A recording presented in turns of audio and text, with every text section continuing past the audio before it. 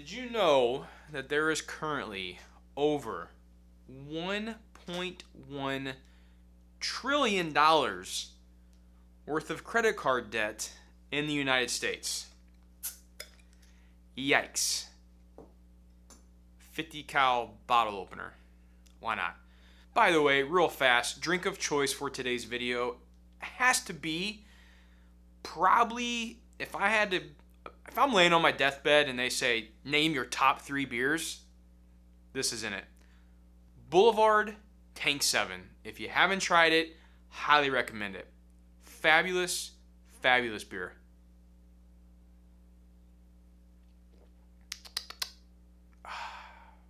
Let's get into the video. So, my husband and I are $60,000 in debt. Part of the problem.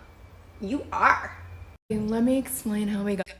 Yo, I have a dog, so as a fellow dog owner, they are freaking expensive. If you're on the verge of like getting a pet, maybe wait till you're set up a little bit financially before getting a dog, because they are expensive. On here. In June of 2022, we had a good amount of savings and decided that our home that we've been living in for a couple years just needed some maintenance and some upgrades. You can see behind me, we live in like a very normal house, but there were some things like on the outside where our stucco was falling off, so we needed to have that repaired. We had our house painted, we upgraded our bathroom a little bit, and also decided to pay off.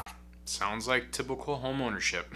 My husband's private student loan because the interest is not great. And so we had plenty of savings and we decided to just drain those bad boys. We both had really stable jobs. We would be able to squirrel away some money over time and build back up our savings again. 2 weeks later, unexpectedly, I was laid off from my job. And I'm the breadwinner of our household, so it did not go well. I was unemployed for about 7 months. Thank goodness I had social media to keep us afloat for a little bit, but here's the deal. Before she gets into that, that is something all of us need to think about. We make these rational decisions. Now, they weren't doing anything crazy. You know, they just fixed up their house a little bit and drained their savings, and, you know, they weren't going into debt for it. So props to them. But there is something to be said about that. Everyone thinks that when you have a job, you got a paycheck coming in every week, every 2 weeks, however often you get paid, that things are always going to be fine. It's always going to be good. You're good to go. I can do these spending, I can live this way because I have a paycheck coming in. Well, when that paycheck stops coming in because you got fired or let go, things change. They do. Like, take it from a guy who I got laid off from a job while my wife was pregnant with my now daughter, and we were about a month or so away from Christmas, you know, the upcoming holidays. So this stuff, it happens all the time. People are getting laid off all the time. And there's one thing you need to do is always prepare when you're thinking about buying something. Think about what would happen if we do this and then I lose my job 2 months later. How would you be? And I know there's a lot of people out there who can't even go more than a week or two before all hell would break loose without their income coming in. No savings, no emergency fund set in place, $60,000 in credit card debt. We have to start taking control of our finances in order whenever life throws us curveballs like this, we get laid off from a job or whatever, we're okay. We're gonna make it. You don't have to rely on credit cards as an emergency fund. We had to put a lot of stuff on credit card to be able to keep ourselves afloat. So anything that could go on a credit card went on a credit card. And that allowed my husband's income to pay for our mortgage, our car payments, our daycare, things like that. But everything else went on a credit card. We cut back as much as we could, but there's still a lot of expenses. We finally decided to do a debt consolidation loan, and it's about $65,000.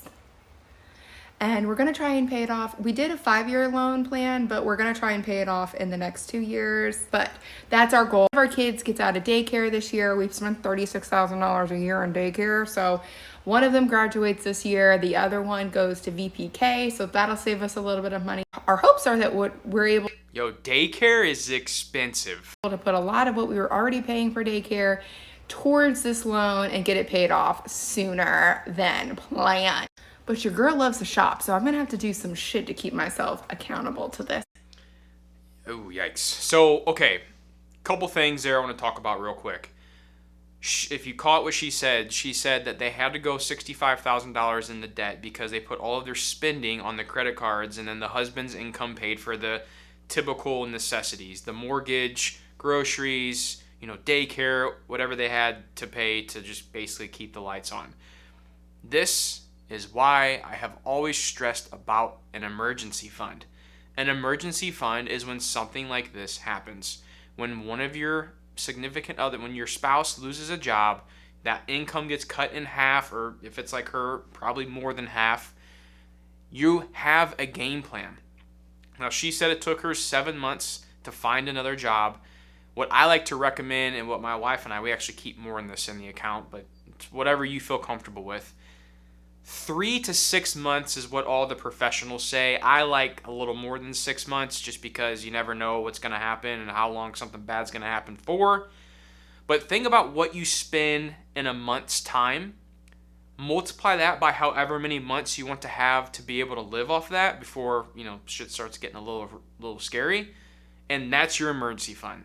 So, for example, if you spend $5,000 a month every single month, and then you want an emergency fund for 6 months worth of spending, then you need to save up $30,000 in your emergency fund. Put that in a high yield interest account, let it sit there and never touch it. Let it be in an insurance for yourself. Don't rely on credit cards. Do not do it. Have the emergency fund in cash in an account earning interest, so you're making money on your emergency fund. And one place you can do that is by using Public's high yield cash account, link down below in the description if you guys want to sign up. I use it. It's a great app. You can also buy stocks and index funds and ETFs in there as well. Check out Public. Link down below in the description. I'll pin a comment as well. Why do you have so much debt at 20, dude? Yeah. What have you done? $26,000 is on my car. The rest of it is all credit cards. The biggest chunk of it all really started whenever I was out of a job for about 2 months. I was putting all of the rent, all of the food, everything on just credit cards. I had a decent job. My roommate... No emergency fund. What happens when you don't have an emergency fund? Goes on credit cards.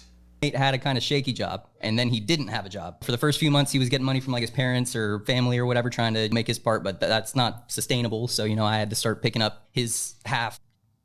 There was a 2-month period where neither of us had a job. So, And how was that conversation with the roommate when you were taking on all the bills? we had the same conversation of me just being like, you got to figure out a way. And then there was no way being figured out. So Did you get fired? Yes. So I was trying to quit. I wanted to quit, but I didn't want to just leave them because they were short staffed. We had stuff coming up. So I was like, okay, I'll quit in a month or two, something like that. But then after a couple weeks, they said that my head wasn't in it anymore. So they just quit. What was the and they just job? fired me. I was a QC at industrial piping type business. So I just checked the orders and sent them out to the trucks and stuff. Okay. About a year ago, I was in 10 grand credit card debt. I had maybe a 570 credit score. I had collection agencies that were after me. I just wasn't in a good financial place, and I didn't want to accept responsibility that it was my fault that I was in this place. I lived under the belief that I would just someday marry a rich man and he would be good at finances, and then at that point I didn't have to worry about it anymore. It just... Yo, ladies.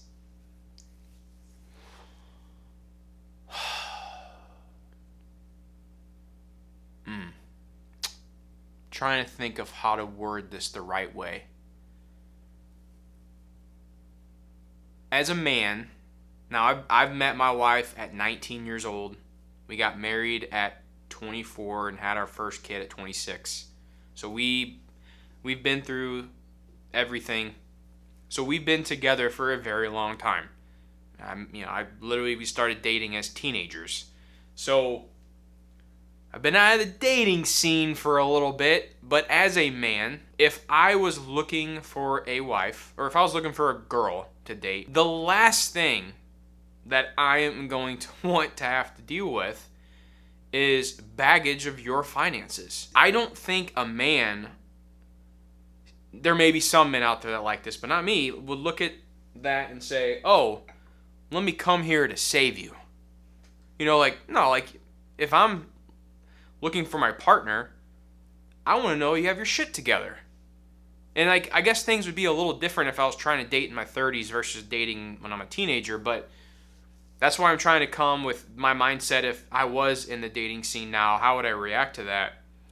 And I think I would be more attracted to a woman who has her shit together but also is like ready to start a family and stuff. So like I would say that's a turnoff for most men. Correct me if I'm wrong, guys, in the comment section, but women, if you're out there thinking like, I'm just going to let my man come take care of me and do all this and fix my finances, honey, the type of man you probably would do that may not be the one that's the greatest selection. But if you're a girl and you got your shit together and your finances in order, I feel like that's a big bonus. It would become his responsibility. Well, that didn't happen. What happened instead was I decided to start taking care of myself in every aspect of my life, but finances was a big one. And so now I'm in an abundance place where I have no credit card debt. I have like a 750 credit score maybe. I haven't checked in a little bit. I have enough money saved up that I get to buy a house this year if I would like to. And what that's done for my confidence in my dating is literally wild. So is there a point where you... Cheers, honey. Crushing it. And you're crushing it in the year that no one says they can crush anything. I don't know if that makes sense. No, that goes to say, during tough times, people can still kick ass financially. It just takes hard work. It can be done. Props to her. Queen. Killing it. That's what you want to see, guys. Like, that is the stuff that all of us need to follow. Like, when it comes to our finances, everyone just makes excuses. Oh, it's too expensive. I can't pay my bills. I'm putting it all on credit cards. No, bullshit. You're overspending. You're not being responsible with your finances. Like, it's you. It is 100% you where you're at financially because of the choices you made. Now, when you understand that and you take accountability for your actions, you can be the one to get yourself out of that hole. Just like Homegirl did here herself. It can be done. It can. Plain and simple. It just takes hard work and sacrifice and a little bit of knowledge of what to do. But that's why I'm making these videos, to help teach you guys how to get ahead financially. So what I just mentioned with the whole dating thing, I want to hear your answer to this in the comment section. I'll leave mine after this video. I want to hear yours. Wild. So is there a point where you just can't marry somebody because they just have too much debt? I mean, what is that number? Is it 10,000, 20,000, 40,000, 60,000? When does somebody's debt become so overwhelming, they're just not marriage material? Sometimes a couple will come to me and they'll want to buy a house, and one of the partners will have $3,000 to $5,000 of debt. Not a lot of debt, something that can be overcome in a short period of time. And the other partner will have $40,000, $50,000, $60,000 of debt. And I'm not talking cars or student loans. I'm talking that hardcore debt, that credit card debt, that installment loan debt, where they just went out and bought a bunch of stuff or spent a bunch of money on things that they just couldn't afford. And now they're bringing all that debt into the relationship. At the end of the day, that couple is going to struggle paying that one person's debt for many years. Maybe at some point there's a number where you just can't marry them because they just owe too much money. With my credit card. So men and women, I want to know this in the comment section. What is your number? What's the number that if you're dating someone, things are going well, you're really liking them, they may be that one for you, but then they hit you with this number? What's the number? What's the cutoff to where you're like, nope, can't do it, red flag? If you're having this issue now, what's going to make the change when you come and be my partner for life? What's that number? Now, what's my number for that? Well, the good thing is I found my wife when I was 19, and we went through the broke college days together, And luckily through that time, we discussed finances and how we were going to manage things and kids and all that. So we were all kind of already on the same page. I mean, we were basically becoming adults together, which was an amazing. I'm so happy that I was able to find my wife at such a young age. Some people hate on it now in this new culture, but I think when you can find your spouse and your significant other at a certain age and go through adulthood and grow up together, like literally become adults together, it's an amazing, amazing feeling. And I am so lucky to have my wife. Like, she's literally the best human. Anyways, what's my number though? Like, if I'm 30 now and I'm looking for a wife, like I'm dating and whatnot, man, if you have like $30,000 in credit card debt and you don't have a very good reasoning for it, like, I'm not saying I probably wouldn't move forward, but there would have to be some serious talks and a lot of work done on the other person's part before I would even think about moving forward. Like, I would have to see them working their ass off to pay off that debt and go through that, because you learn a lot through that journey, that paying off debt journey. Now, if I saw them sacrificing and doing things like that, I'd be like, okay, yeah, they're willing to, when the times get tough, they're willing to put their boots on and go to work. Like, so that's a little, it depends on the scenario and what they would do, but I would say, like, I would want that debt cleaned up before I got things really serious. Like, before I put a ring on that finger, like, that debt's got to be cleaned up. It does. And if you don't like me for that, whatever. Go find another guy. Like, I don't know, that's what it'd be. Like, 30,000 or more would be like, hey, listen, we need to do something about this. Like, now that's not something you obviously talk about on the first date, but if things start getting pretty serious, like, yeah, you need to have a discussion on finances for sure. With my credit card, I max that out to 4,000. What do you mean you max it out? Max it out or maxed it out? So my max, I got confused with the credit debt and the credit limit. So my parents got me a credit card, and I ended up getting a max credit limit of $8,000. So I could spend up to $8,000. That's what that means, right? So I would use it, and I would take my boyfriend. We would just started dating. We would go out. It's 12,500 on it now. Yeah. Well, when I looked at it last, yeah. Continue. Me and my boyfriend, me and my friends, we would go out, and I'm like, oh, I'll pay for everybody. I got it. I'll spend the money. Don't worry about it. It's just a credit card. So I would pay and pay and pay and pay, and then I called my mom one day, and I wanted her to be proud of me. So it's just like, hey, I've got $4,000 credit on my credit card, and she's like, credit limit or credit debt? I was like, what's debt? And she's like, oh, that's bad. I'm like, oh, really? Okay. Then she's like, that's bad. Why did you do that? I'm like, I thought that was good. And she's like, no, your credit limit at the time, it was 8,000. So I was like, okay, well, the credit limit's 8.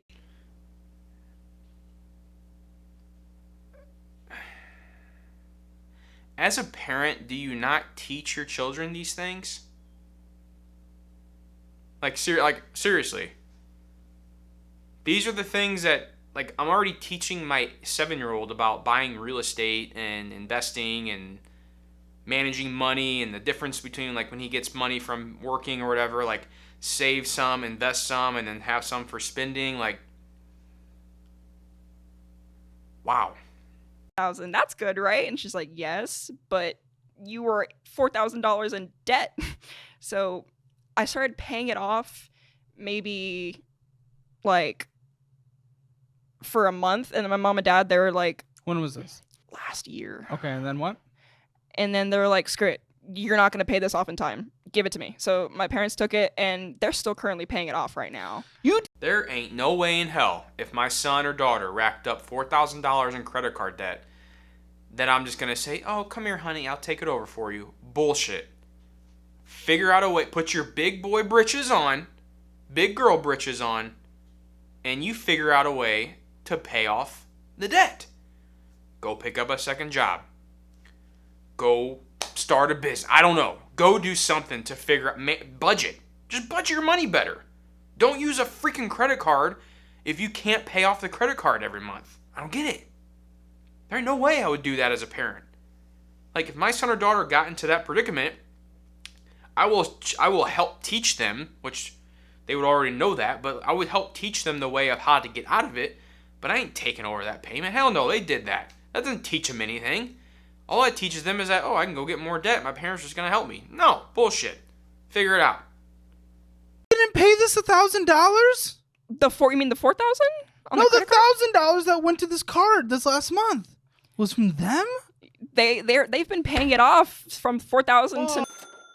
Where did They just basically gave up and said, you're not going to pay this in time. After the people. You're moving out and you have a $4,000 credit card. You're not going to pay that off in time. You're going to get so overwhelmed. So just give it to me and then we'll pay it. And then whenever. Well, listen, I don't want you to suffer in debt, but is that helping you? Is that teaching you?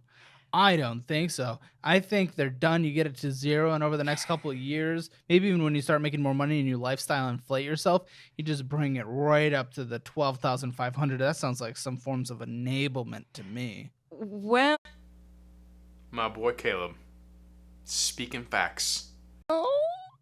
I mean, they said, well, whenever we pay it off, over time, you can pay us back that 4,000. I'm like, okay, cool.